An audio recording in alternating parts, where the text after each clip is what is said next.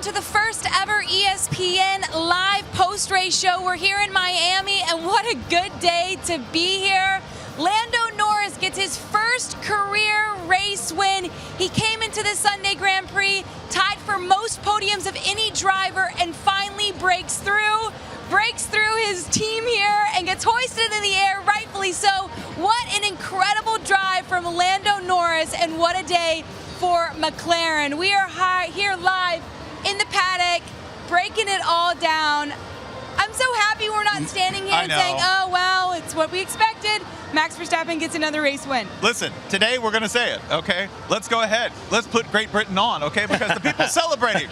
They're wearing papaya, okay? The beer, it's a little lukewarm, but delicious lager, okay? The anthem, God Save the King.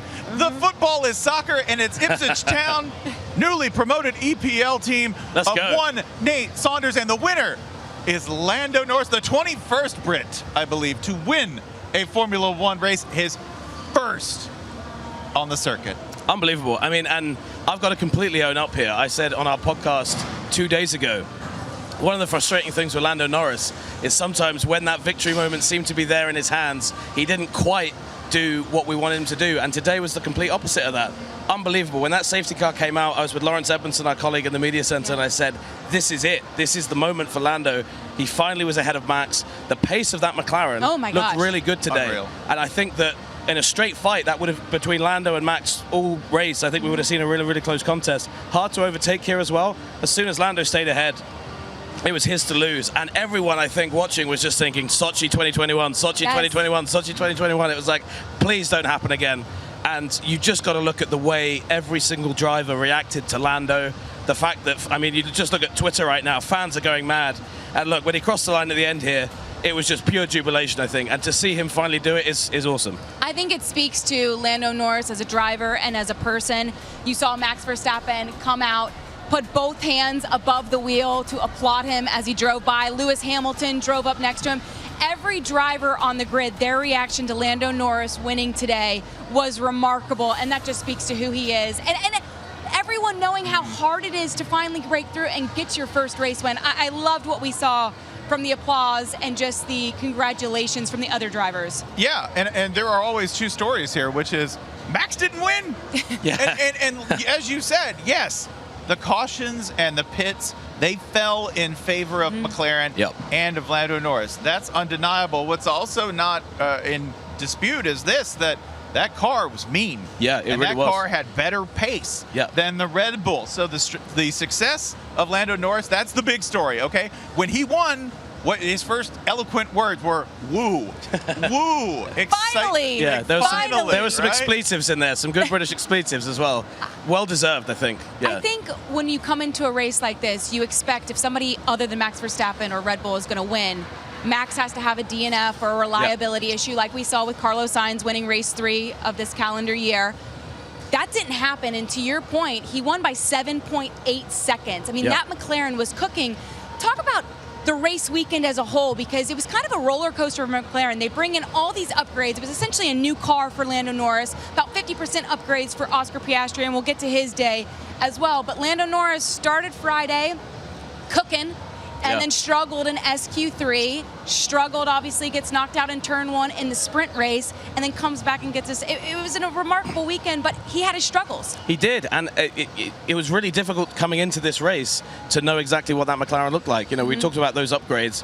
We didn't see in the sprint race just how quick Lando was in relation to Max. And if you were looking at the times early on, it was like this Lando car is pacey. Oscar Piastri was keeping Lando within check. It wasn't like he was within a second, but Max usually just disappears in these races, and Piastri was keeping him honest. And it was actually Piastri that fell out because he had that collision with Sainz. Lando then coming in.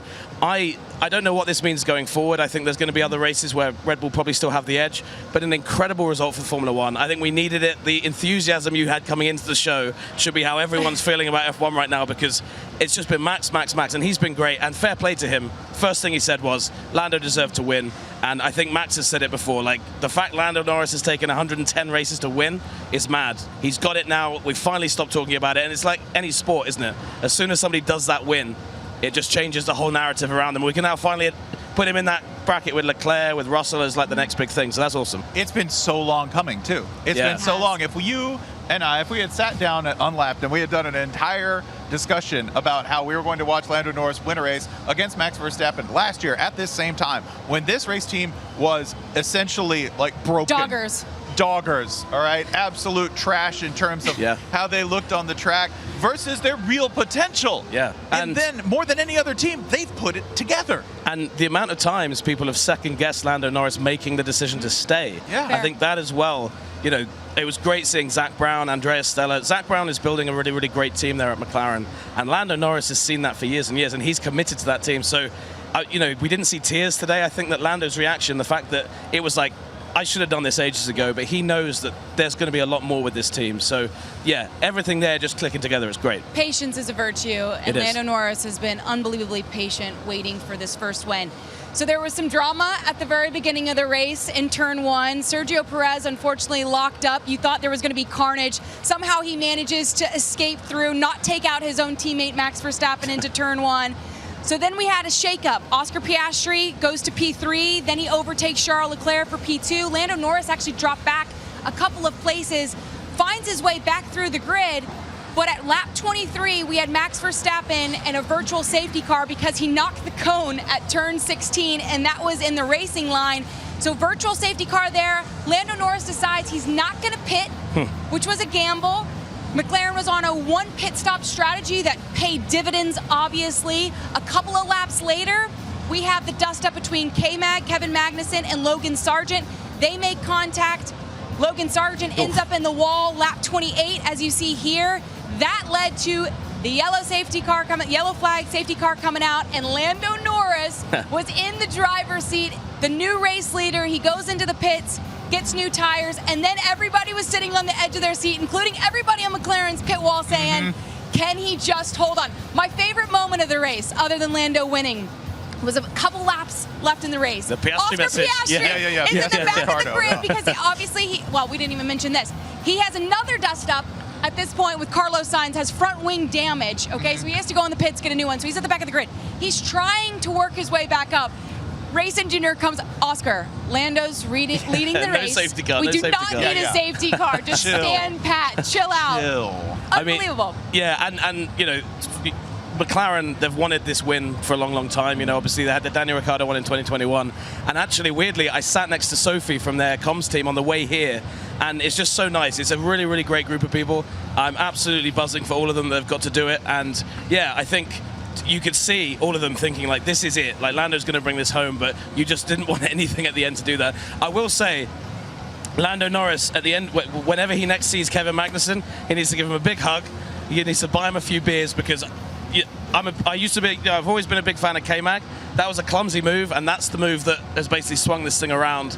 But you make your own luck, right, in Formula One, and that Lando capitalized on it, so fair play. It's also a zero-sum game because a lot of this race's storyline comes from Red Bull feeling uncomfortable. From the jump, Perez feeling uncomfortable on the stop and not really being in control at the start changes the course of this race. Max Verstappen never feeling comfortable, even through the sprint, right? His clumsiness in going completely through the chicane and through a safety marker and kicking into the middle of the course and stopping the race. This is all interrelated, and I find that fascinating because this time McLaren was willing and ready to take advantage of it.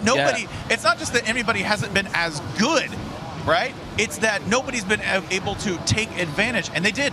And this moment was fascinating. You know, we never see this from Max. No. We never see him really making these mistakes. I actually thought that bollard was going to get stuck in the suspension there, which would have been unbelievable. But yeah, you're right. Max didn't seem comfortable. I think Perez, I mean, at the beginning, he was like, I don't think Max is going to win this race. I might just try and take him out at the start anyway. There was a lot of little things, and you're completely right, Spencer. Red Bull, I still don't think this is a race where we can suddenly say the season's flipped on its head or anything like that.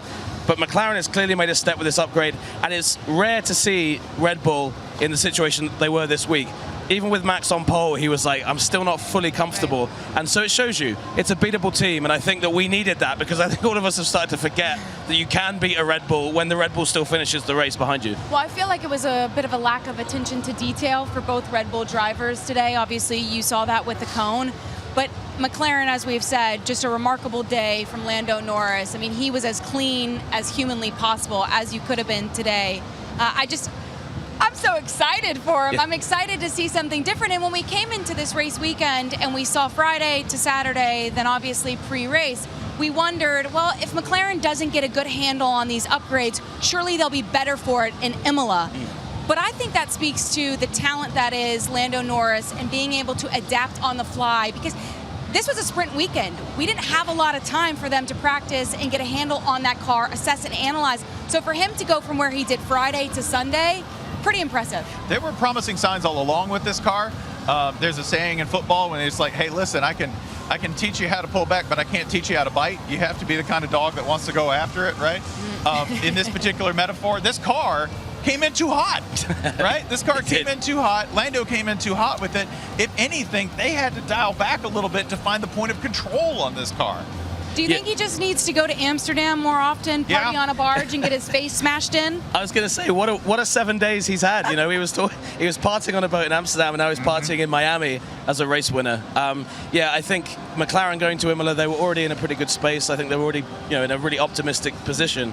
This is amazing, and Imola now, I think now we start to say, well, when do Red Bull bring something? Can McLaren with both cars? You mentioned earlier, Katie, that Piastri will have this in Imola. With both McLarens up there, if they're close on pace, suddenly Ferrari are saying, oh, a McLaren ahead of us, Red Bull are suddenly looking over their shoulders.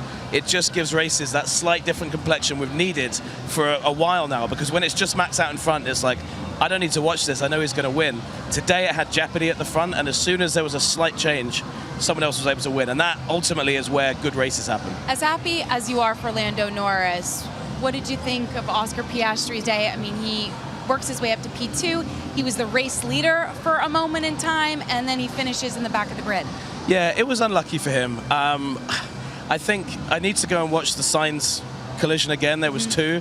I thought it was funny the Sainz was saying, tell McLaren to tell him. Buddy, you're not a steward. It's like, dude, you don't drive for them anymore. You don't drive for those guys anymore.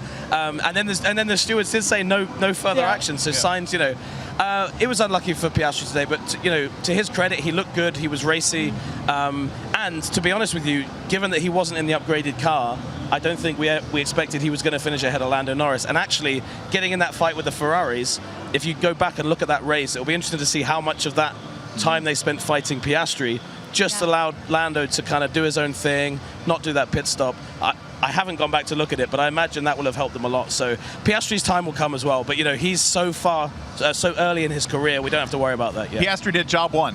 He did job one. Don't mess it up for Lando. Don't mess it up for Lando. That's it. At the end of the race, don't get competitive, cause a crash, and mess it up for Lando. Did not do that. Great teammate. Rule 101, do not ruin your teammate's first ever race win. Do not do it. Could you imagine? Oh my gosh, that would have been devastating. You mentioned Ferrari. I'm just curious what you think of the day that they had. Charles Leclerc started P2, Carlos Sainz P3. They were wedged between the two Red Bulls. They finished P3, P4. Charles ends up on the podium. It is not the result that they want, particularly given the opportunities that the universe offered other teams today against the previously unbeatable Red Bull team. However, they have to be happy with it, all right? It's more consistency, right? I think the most important thing for Ferrari this year is getting that consistency.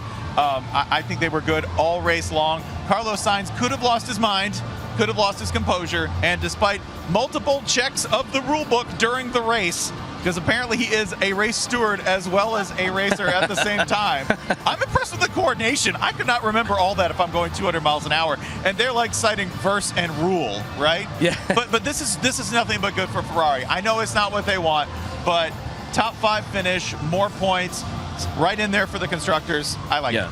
And the thing we're seeing with Ferrari over and over again is even when they're not winning races, both guys are finishing well, to your point. So I think Ferrari still looks great. And honestly, this feels like the reverse of Australia. Australia, we had Max had the brake issue, and Ferrari just went away and just kind of disappeared.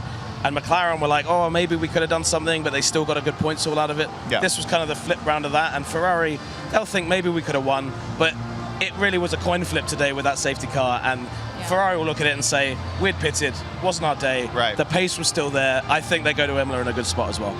Such a gamble, right? Do you pit under the virtual safety car, or do you just hold out and wait? And obviously it paid dividends for McLaren.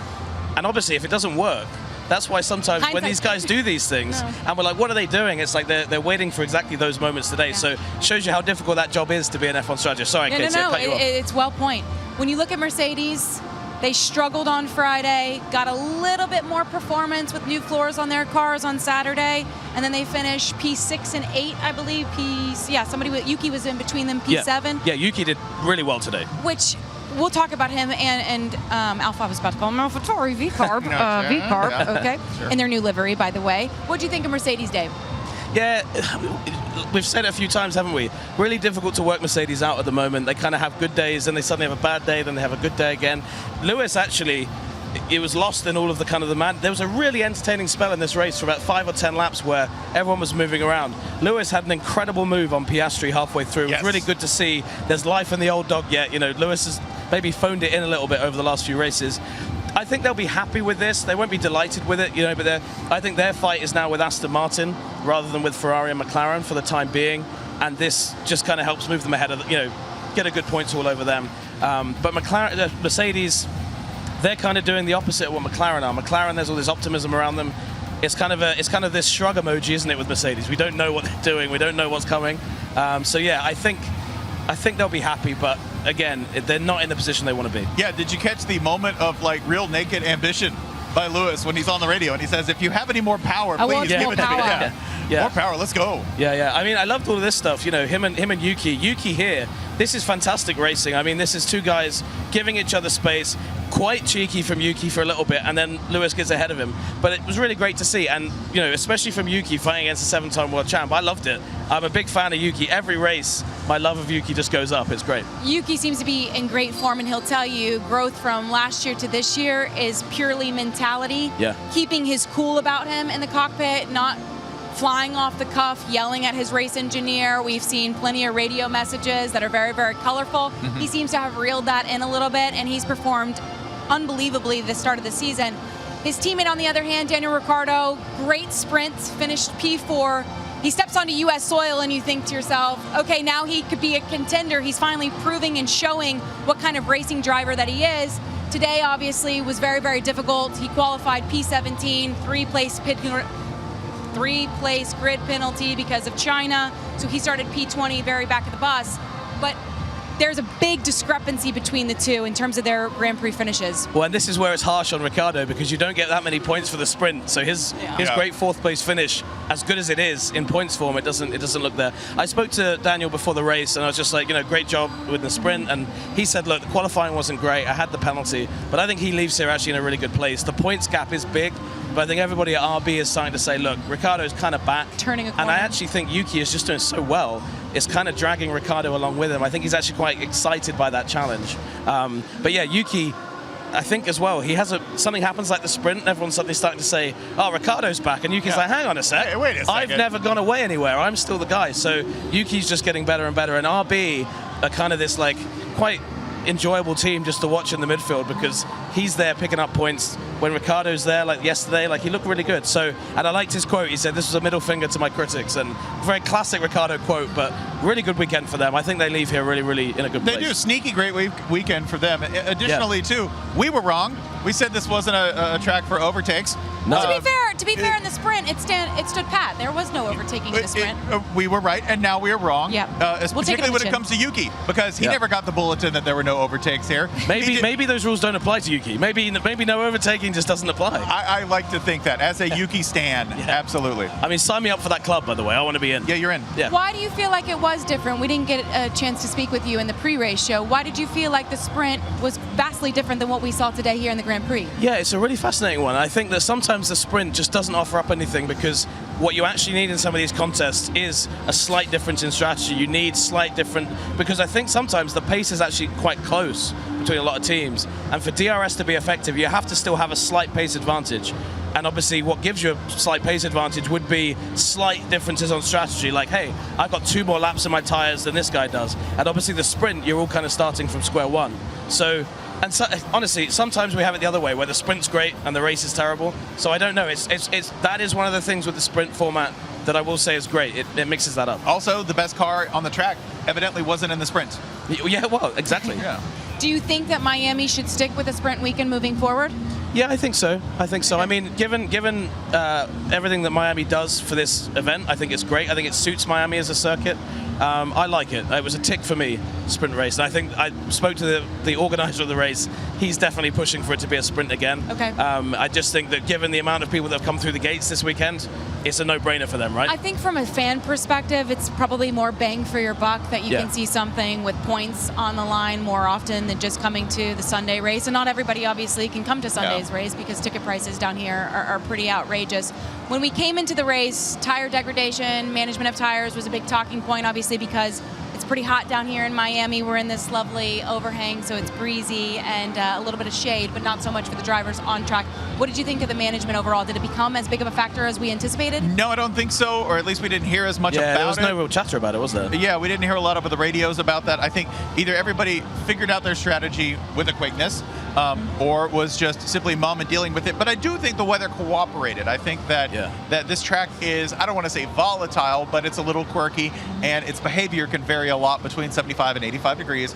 And things cooperated. Like, wind wasn't bad. Sunlight was okay. Like, we had some decent cloud cover for portions of the race, and it wasn't too hot. So, like, I think generally tires behaved. Yeah. A couple of storylines maybe down here, if you will, because Lando Norris getting his first race win will dominate every headline.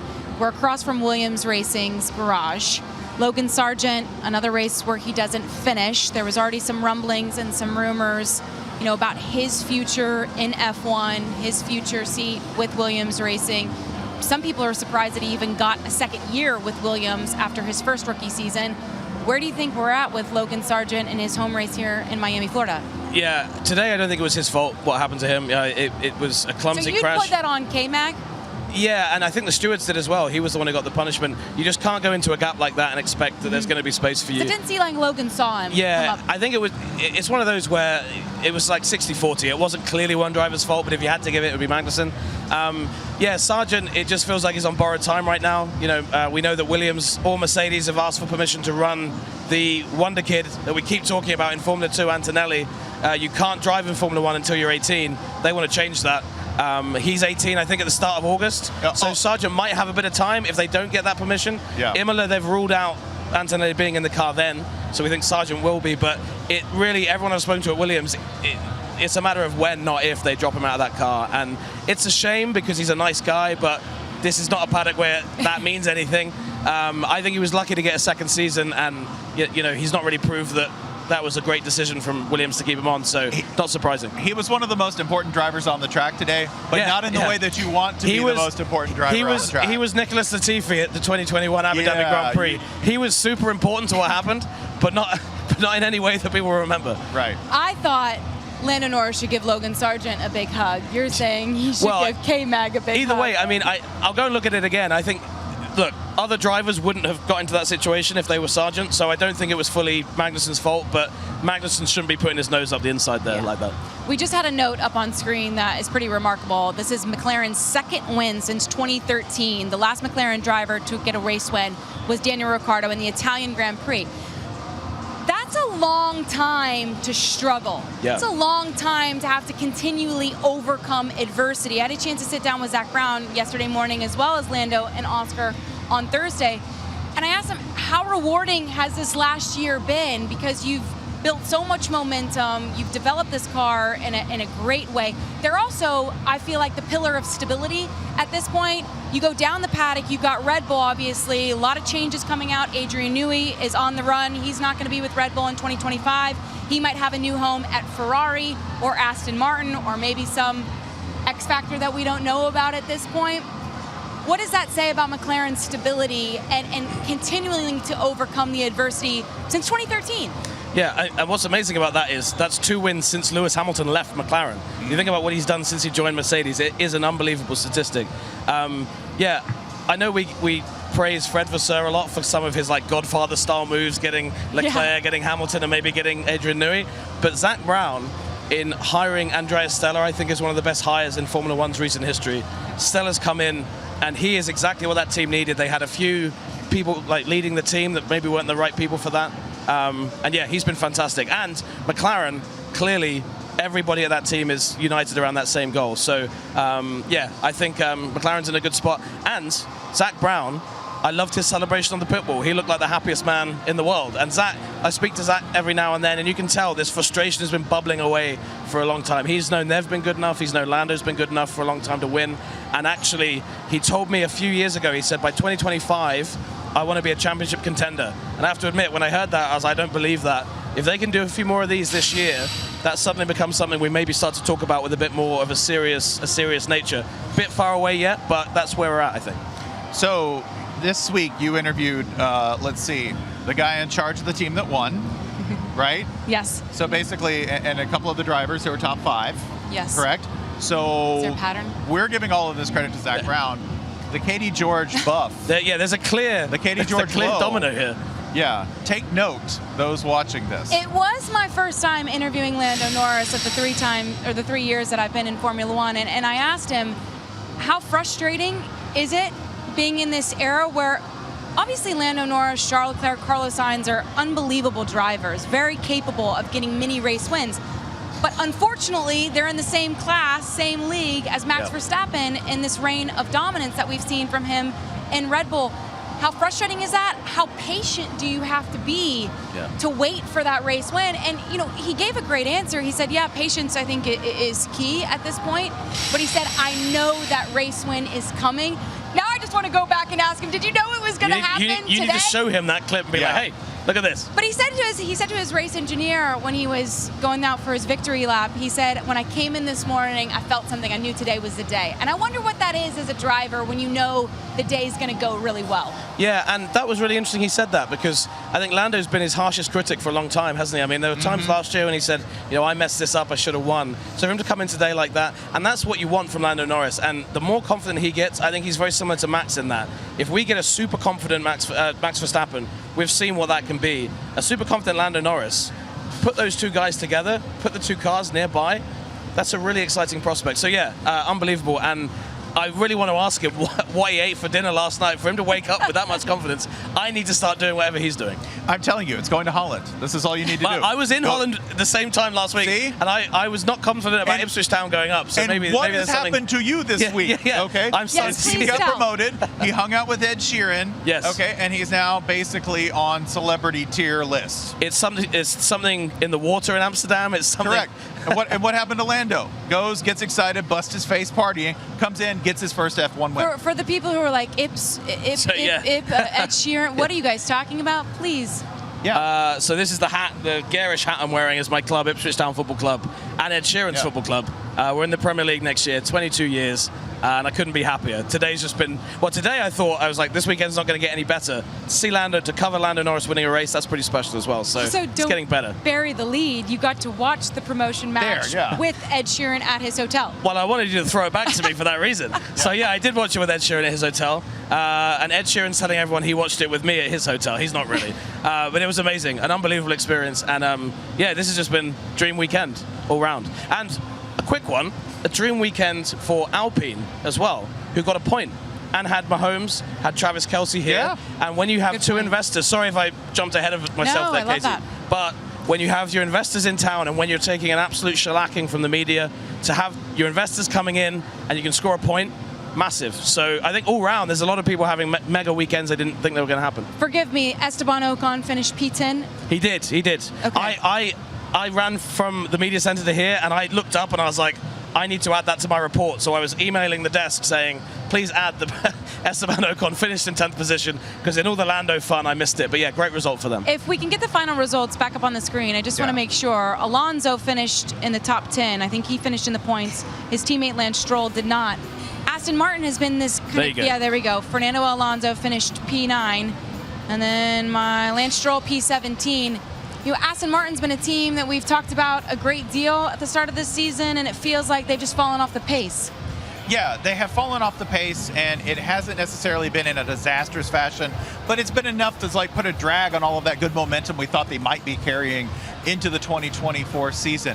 And it's been in the manner that you would expect, right? That Alonso has remained competitive, but everybody around Alonso has gotten a little bit better, right? While they've just sort of plateaued. Meanwhile, Lance Stroll has little bumps every now and then where you see flashes, but he continues to underperform relative not just to his direct competition on the team, but to his peers. Yeah. Where does one go from there? With Stroll, do you mean?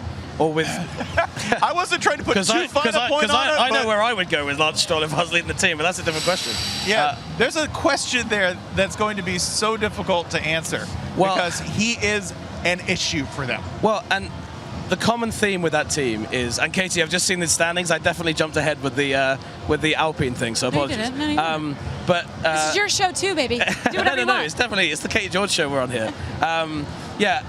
Every time we see Stroll have like a step forward, it's in a sprint, it's in a qualifying. Fernando Alonso is the guy. Like whenever I see Fernando finish a race, I think to myself, and this is how he's conditioned my brain, I think that's probably the best that car could have done today because that's where Fernando Alonso finished. Yeah. And Aston Martin, they're very up and down. It's hard to place them. They're similar in that sense to Mercedes. They've had a weird weekend, and I don't think they've been fully comfortable with the setup of the car. They've struggled a bit like Red Bull did, just to get the tires in the right place. They really struggled with that actually, over the weekend. So yeah, Aston in a weird place. Aston and Mercedes just seem to be locked into that fight. It just doesn't feel like either team has a whole lot of answers, right? No. Yeah, all the time. Yeah. Consistently no answers. So that's weird. But Lawrence Stroll has the ability to throw his money behind whatever decision he makes. He goes and gets Fernando Alonso. You think, okay, they're trying to be the real deal. They might get Adrian Newey because you know that they can throw a boatload of money at him. Now, will he take it?